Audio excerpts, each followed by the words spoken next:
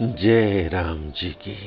श्री वाल्मीकि रामायण सुंदरकांड 41वां सर्ग। हनुमान जी के द्वारा प्रमाद वन अशोक वाटिका का विध्वंस। सीता जी से उत्तम वचनों द्वारा समादर पाकर वानर वीर हनुमान जी जब वहां से जाने लगे, तब उस स्थान से दूसरी जगह हटकर वे विचार करने लगे। मैंने कजरारे नेत्रों वाली सीता जी का दर्शन तो कर लिया, अब मेरे इस कार्य का थोड़ा सा अंश शत्रु की शक्ति का पता लगाना शेष रह गया है। इसके लिए 4 उपाय हैं: साम, दान, भेद और दंड। यहाँ साम आदि 3 उपायों को लांघकर केवल चौथे उपाय दंड का प्रयोग ही उपयोगी दिखाई देता है। राक्षसों के प्रति साम नीति का प्रयोग करने से कोई लाभ नहीं होता। उनके पास धन भी बहुत है, अतः इन्हें दान देने का भी कोई उपयोग नहीं है।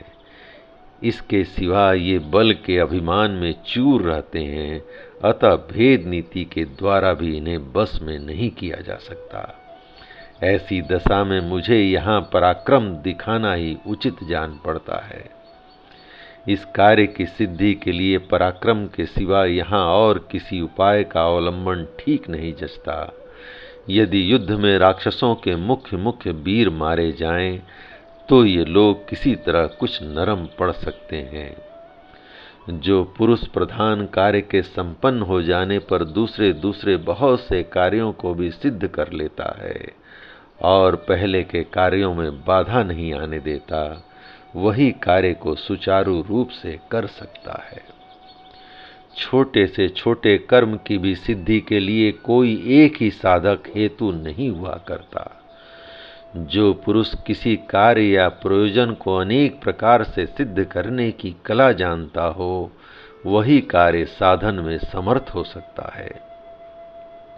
यदि इसी यात्रा में मैं इस बात को ठीक ठीक समझ लूं कि अपने और शत्रु पक्ष में युद्ध होने पर कौन प्रबल होगा और कौन निर्बल, तत्पश्चात भविष्य के कार्य का भी निश्चय करके आज सुग्रीव के पास चलूं, तो मेरे द्वारा स्वामी की आज्ञा का पूर्ण रूप से पालन हुआ समझा जाएगा। परंतु आज मेरा यहाँ तक आना सुखद अथवा शुभ परिणाम जनक कैसे होगा? राक्षसों के साथ हठात युद्ध करने का अवसर मुझे कैसे प्राप्त होगा तथा 10 मुख रावण समर में अपनी सेना को और मुझे भी तुलनात्मक दृष्टि से देखकर कैसे यह समझ सकेगा कि कौन सबल है? उस युद्ध में मंत्री, सेना और सहायकों सहित रावण का सामना करके मैं उसके हार्दिक अभिप्राय तथा सैनिक शक्ति का अनायास ही पता लगा लूंगा। उसके बाद यहाँ से जाऊंगा। इस निर्दयी रावण का यह सुंदर उपवन नेत्रों को आनंद देने वाला और मनोरम है। नाना प्रकार के वृक्षों और लताओं से व्याप्त होने के कारण यह नंदन वन के समान उत्तम प्रतीत होता है।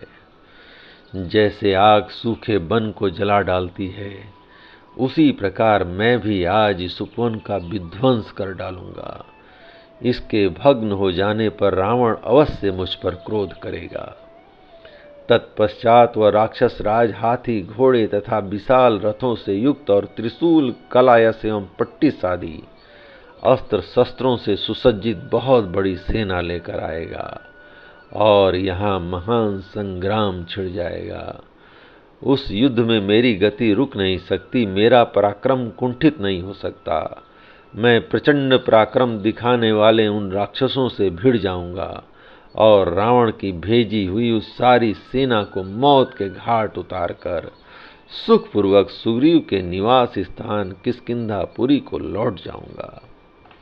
ऐसा सोचकर भयानक पुरुषार्थ प्रकट करने वाले पवन कुमार हनुमान जी क्रोध से भर गए और वायु के समान बड़े भारी वेग से वृक्षों को उखाड़ उखाड़ कर फेंकने लगे। तदंतर वीर हनुमान ने मतवाले पक्षियों के कलरव से मुखरित और नाना प्रकार के वृक्षों एवं लताओं से भरे पूरे उस प्रमदा वन को उजाड़ डाला। वहां के वृक्षों को खंड खंड कर दिया, जलाशयों को मथ डाला और पर्वत शिखरों को चूर चूर कर डाला। इससे वह सुंदर वन कुछ ही क्षणों में अभव्य दिखाई देने लगा। नाना प्रकार के पक्षी वहां भय के मारे चें चें करने लगे।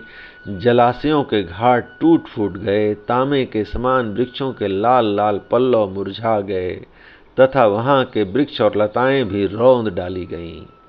इन सब कारणों से वह प्रमदा वन ऐसा जान पड़ता था मानो दवानल से झुलस गया हो। वहां की लताएं अपने आवरणों के नष्ट भ्रष्ट हो जाने से घबराई हुई स्त्रियों के समान प्रतीत होती थीं। लता मंडप और चित्रशालाएं उजाड़ हो गईं। पाले हुए हिंसक जंतु, मृग तथा तरह तरह के पक्षी आर्तनाद करने लगे। प्रस्तर निर्मित प्रसाद तथा अन्य साधारण गृह भी तहस नहस हो गए। इससे उस महान प्रमदा वन का सारा रूप सौंदर्य ही नष्ट हो गया। 10 मुख रावण की स्त्रियों की रक्षा करने वाले तथा अंतःपुर के क्रीड़ा विहार के लिए उपयोगी उस विशाल कानन की भूमि, जहाँ चंचल अशोक लताओं के समूह शोभा पाते थे, कपिवर हनुमान जी के बल प्रयोग से श्रीहीन होकर शोचनीय लताओं के विस्तार से युक्त हो गई।